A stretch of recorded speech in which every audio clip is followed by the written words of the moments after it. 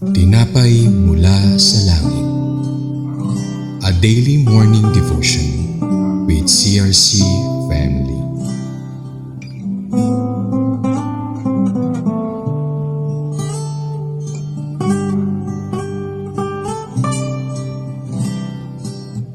Isang mapagpalang umaga po sa lahat. Ako po si Sister Dean Carpio ng CRC Dasma Daughter Church at sa umaga pong ito, samahan niyo po kami sa ating programang Tinapay Mula sa Langit, ang pang-araw-araw po nating debosyon sa salita ng Diyos. Samahan niyo po ako sa isang maikling panalangin. Hallelujah! Ama naming Diyos na makapangyarihan sa lahat, sa patnubay ng iyong banal na spirito, kami po ay nagsusumamo at nagpapakumbaba. Naway ang inyong salita ay magbigay buhay at pag-asa sa bawat tagapakinig. At dalangin ko, Panginoon, na magpatuloy ang pagbigkis mo ng iyong pag-ibig sa isa't isa. In Jesus' name, Amen. Tayo po ay babasa sa salita ng Diyos na matatagpuan po sa mga bilang 35:1 hanggang 3. Ang pamagat po nito, ang mga lungsod para sa mga Libita. Sa verse 1 po, sinabi ni Yahweh kay Moises nang sila'y nasa kapatagan ng Moab sa may Jordan sa Jericho.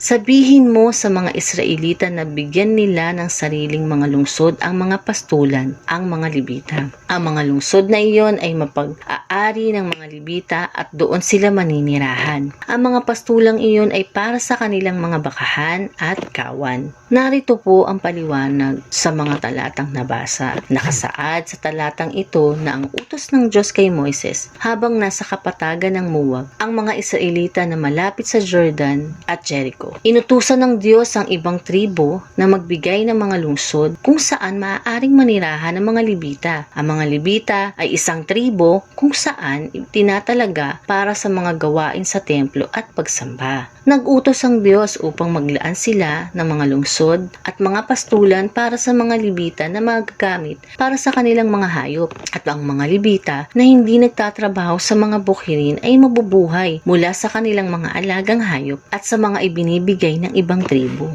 Ang mga salitang ito ay nagpapakita ng pagkakaisa ng mga tribo sa Israel at ang pagtutulungan upang maligtas ang kabuhayan ng mga Libita na may espesyal na tungkulin sa paglilingkod sa Diyos. Tunay nga na ang mga anak ng Diyos ay nagkakaisa at handang tumulong sa bawat kapatiran upang maparangalan at maitaas ang pangalan ng Diyos. Bago po tayo magtapos, tayo ay manalangin. Hallelujah! Maraming salamat po, Diyos, sa inyong makapangyarihang salita na naway nagbigay sa amin ng kamulatan at karunungan sa araw na ito. Marami pong salamat. Patuloy mong pagpalain ang lahat ng inyong kawan ng Diyos upang maipahayag ng patuloy ang inyong mga salita at magkaroon ng pagtutulungan ang bawat isa sa paglilingkod sa inyo. Marami pong salamat, sa iyo ang papuri. In Jesus' name, Amen. Salamat po sa inyong pagsama sa amin dito sa ating programang Tinapay Mula sa Langit. Patuloy po nating subaybayan ang mga sumusunod pang morning devotion sa inyo pong napapanood dito sa YouTube channel ng CRC Family. Maaari nyo rin pong ibahagi ang mga episodes ng Tinapay Mula sa Langit.